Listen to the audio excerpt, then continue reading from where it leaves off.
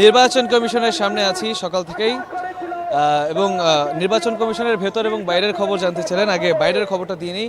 সকাল থেকে কিন্তু জাতীয়তাবাদী ছাত্র দলের যারা নেতাকর্মী আছেন, সেটা কেন্দ্রীয় শাখা থেকে শুরু করে ঢাকার বিভিন্ন ইউনিটের নেতাকর্মী, তারা কিন্তু এখানে এসে অবস্থান গ্রহণ করেছে। 3টি দাবি নিয়ে তারা কিন্তু এই আন্দোলন করছেন এবং নির্বাচন কমিশনের এখানে অবস্থান কর্মসূচি পালন করছেন। সেই 3 দফা দাবির মধ্যে রয়েছে হচ্ছে তাদের যে পোস্টাল ব্যালট, সেটা নিয়ে আসলে ধানের শীষের যে মার্কাটা, সেটা আসলে সঠিক জায়গায় দেয়া হয়নি বলে তারা দাবি করছেন এবং তারা বলছেন যে এই মার্কাটা আসলে অন্যান্য যে বড় দলগুলো আছে সেগুলোর সাথে আনা জরুরি।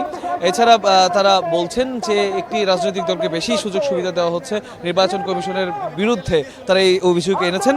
এছাড়া তারা আরও বলছেন যে সরকারের পক্ষ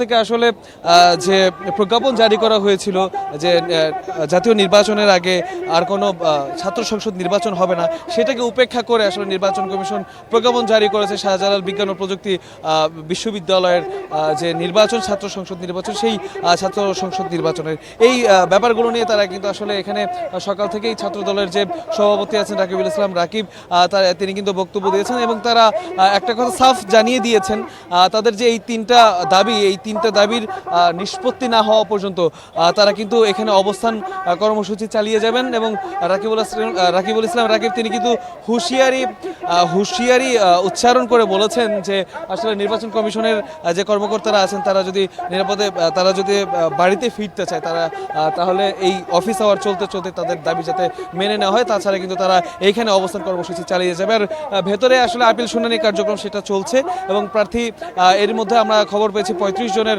আপিল শুনানি হয়েছে, আরও চলবে আসলে 5টা পর্যন্ত এবং তারপরই আমরা সেই সর্বশেষ খবর জানাতে পারবো। তবে প্রার্থী যারা আছে তারা কিন্তু আসলে যারা বৈধতা ফিরে পাচ্ছেন তারা উচ্ছ্বাস প্রকাশ করছেন, আর যারা বৈধতা ফিরে পাননি বা তাদের প্রার্থিতা ফিরে পাননি আসলে তারা কিন্তু নানা ধরনের কথা বলছেন এবং অভিযোগ করছেন।